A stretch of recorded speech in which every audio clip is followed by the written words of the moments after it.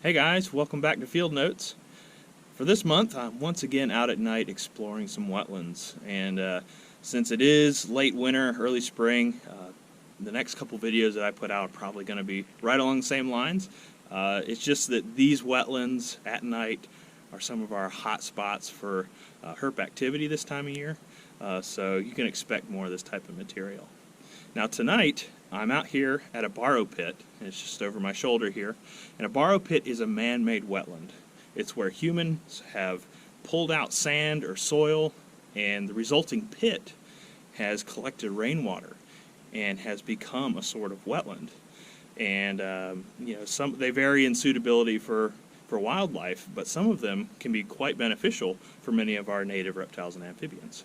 So tonight I'm going to be wading around out here looking specifically for one of our most unique turtle species in the southeast, and hands down one of my favorites, and that is the eastern chicken turtle.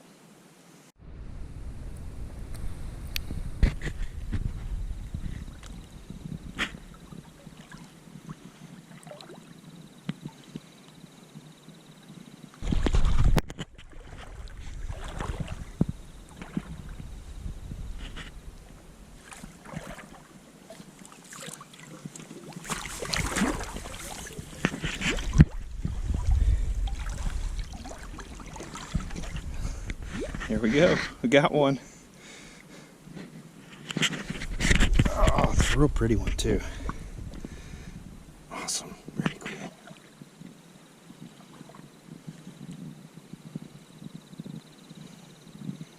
Oh, there's one.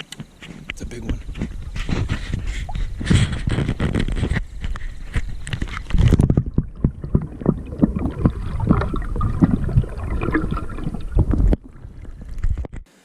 Hey guys, so here we are. We have the eastern chicken turtle, Deirochelys reticularia.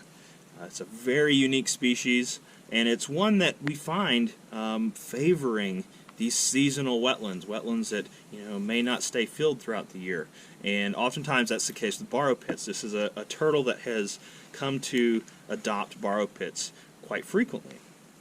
Now, there are a couple different ways that we can tell chicken turtles apart from our other turtle species.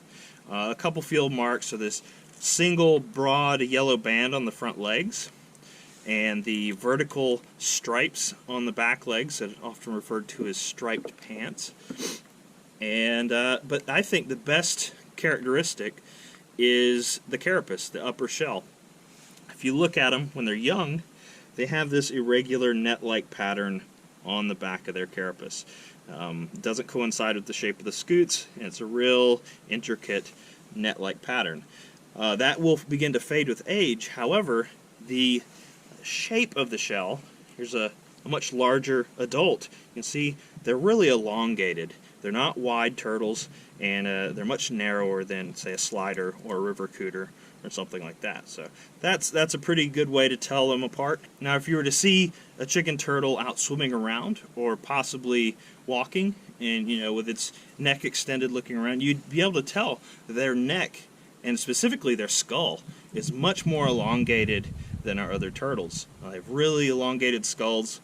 Their necks are over half their body length. I mean, they're really, really long necks when they stretch them out entirely. So really, really goofy looking turtle when they stick their neck all the way out. And that's just another way we can tell them apart from, say, a yellow-bellied slider or one of the cooters. Now this right here is an adult chicken turtle. They don't get much bigger than this. This is an adult female. Now there are a couple really cool things about this turtle's biology. One being, they don't get very old.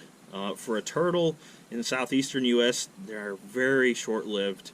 An old chicken turtle would be about 15 years old. In the wild, they rarely exceed that. A really, really old one would maybe reach 20 or just over 20 years. When some of our other turtles can easily reach 50, 60, 70 plus years old. So they live very short lives, and they favor these seasonal wetlands. And when these seasonal wetlands tend to dry out in the middle of the summer, instead of going to other wetlands, they often just move into the surrounding upland and just hunker down and wait for rains to come back. So they're a very seasonally active species. Another really cool thing about these turtles is their nesting period is often in the winter. It starts in the fall and can go all the way through spring. And sometimes when a female lays a clutch of eggs, they may spend over a year in the ground. They'll overwinter, the young will hatch and remain in the nest cavity throughout the following winter. So they can spend over a year in the nest. So it's really cool. Just a lot of fascinating things about this turtle. Because of their preference for these seasonal and temporary wetlands, unfortunately, chicken turtles have lost a lot of habitat.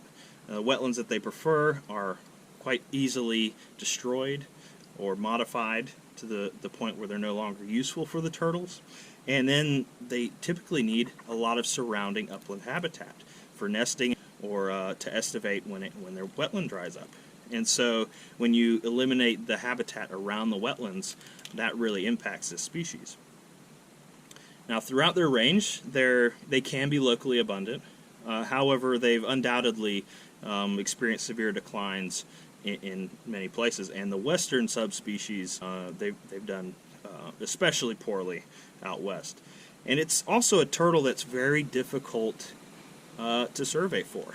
Their diet consists mostly of aquatic invertebrates and larval amphibians, so things like tadpoles, dragonfly larvae, crayfish. Those are favorite foods of these animals.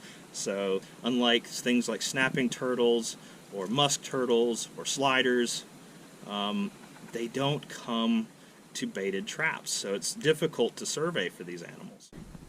Alright guys, I think I'm going to go ahead and let these guys go.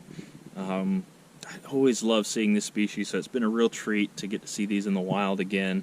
I'm glad I got to share them with you, but I'm going to go let them go now. And afterwards I'm going to take maybe about 10 more minutes, wade around the edges of this wetland, and see if I can see any more out foraging. If so, I'll try to take some natural, undisturbed footage of them. And if I get some, I'll put it here at the end of the video. If not, I thank you guys for tuning in, and I'll see you next month.